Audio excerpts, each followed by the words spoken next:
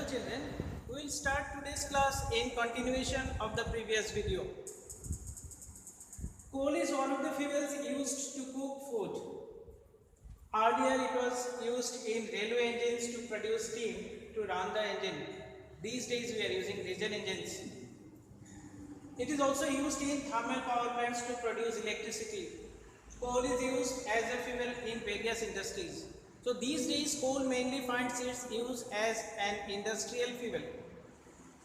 Now coming into the story of coal, you know that coal is an exhaustible natural resource and formation of exhaustible natural resources need millions of years. So here we are going to discuss how coal was formed by natural processes. About 300 million years ago, the earth had dense forests in low-lying wetland areas. Wetland areas means marshy areas.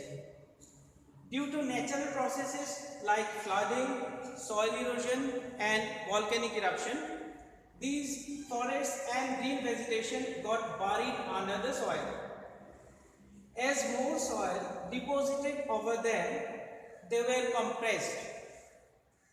Now, due to the pressure exerted by the top layers of the soil, the temperature inside became high, and as the temperature rose, they sank deeper and deeper. Under high pressure and high temperature, the dead plants got slowly converted to coal. As coal mainly contains carbon, so the slow process of conversion of dead vegetation into coal is called carbonization. Since coal was formed from the dead remains of vegetation, which we call fossils, coal is also called a fossil fuel.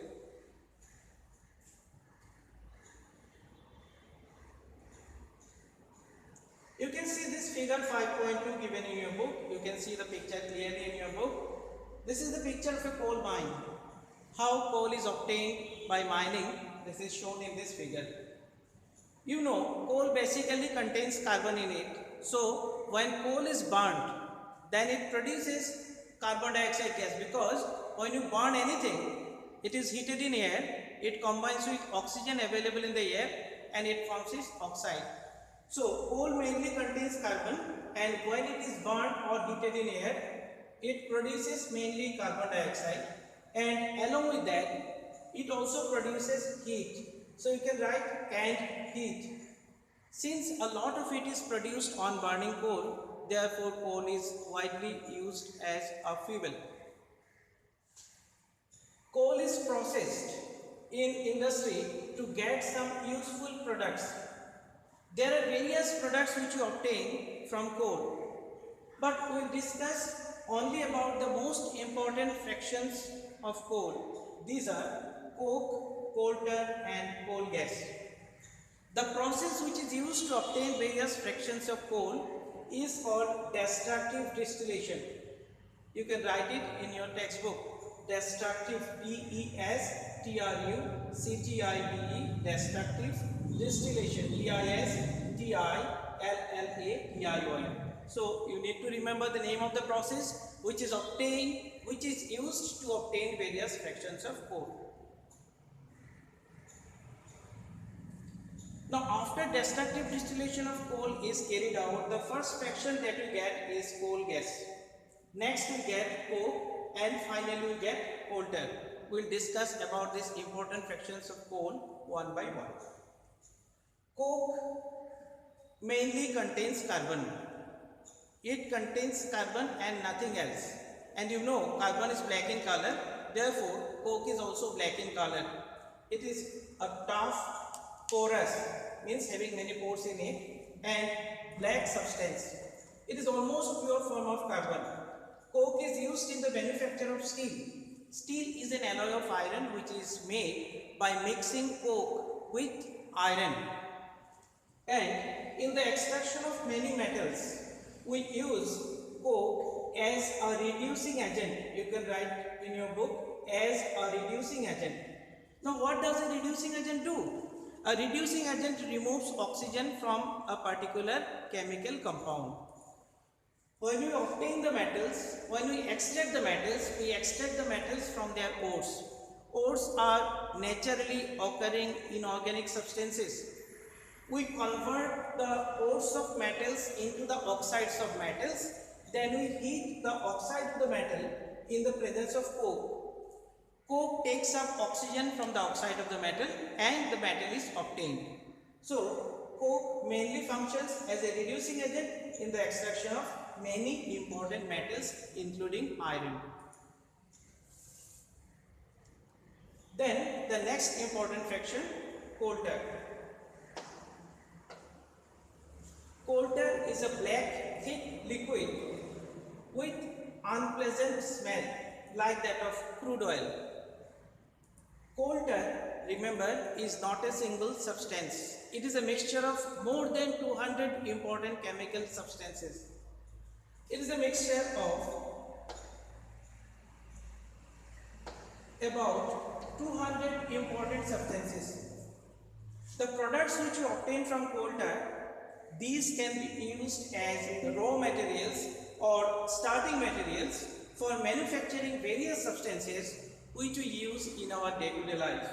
For example, synthetic dyes which are used as coloring matter, drugs, medicines, explosives, perfumes, plastics, paints, photographic materials, roofing materials, all these are obtained from the various chemical substances which you get from coal tar. Naphthalene balls which are used to repel moths and other insects from some part of our homes, these are also obtained from coal tar. Earlier, coal tar was used for metalling the roads. You can add this in your book. Earlier, coal tar was used for metalling the roads.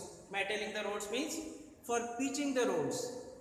These days, instead of using coal tar for pitching or metalling the roads, we are using bitumen. Bitumen is a product which is obtained from petroleum. Then the next important fraction, coal gas. Coal gas is obtained during the processing of coal to get coke. So when we perform the destructive distillation of coal, before we get coke, we get coal gas. As the name indicates, it is a gas that is obtained after destructive distillation of coal. It is used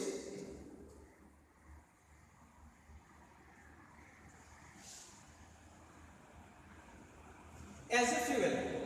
So coal gas is also used as a fuel in many industries which are normally situated near the coal processing plants, because industries which are situated near the coal processing plants, there this coal gas can be made available very easily, and therefore coal gas is used as a fuel in those industries which are mainly situated near to the coal processing plants.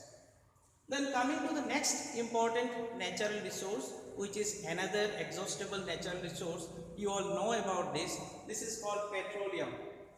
Petroleum is commonly called crude oil. We convert petroleum into various fractions. This technique which is used to obtain various fractions of petroleum is called fractional distillation, or commonly we call it refining. Let us see what is written in your book. Petrol is used as a fuel in light automobiles such as motorcycles, scooters, two-wheelers, and also in cars. Heavy motor vehicles like trucks and tractors run on diesel. So petrol and diesel are the products which are obtained from a natural resource which we call petroleum or crude oil. So from petroleum, not only petrol and diesel, we get many other fractions. We'll discuss about all these fractions afterwards. Now coming to the story of formation of petroleum. How was petroleum formed? Petroleum was formed from the organisms living in the sea. Means from marine organisms, petroleum was formed. by their decomposition. As these organisms died, their bodies settled at the bottom of the sea and got covered with layers of sand and clay. Over millions of years, in the absence of air and under high pressure and temperature, these dead organisms were converted into petroleum and natural gas. You can see your book at figure 5.4. You can see the deposits of petroleum and natural gas shown clearly in this figure. You will find that the layer containing petroleum oil and gas, that is petroleum gas, this is above that of water. Why? Because oil and gas are lighter than water and they are not miscible with water, and hence they form the upper layer.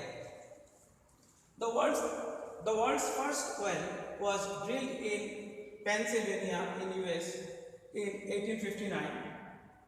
Very soon, 8 years later in 1867, oil was struck at Makum in Assam, that is near to the present Digboi in our surrounding. In India, oil is found in Assam, Gujarat, Mumbai, Thai, and in the river basins of Godavari and Krishna. Thank you, children.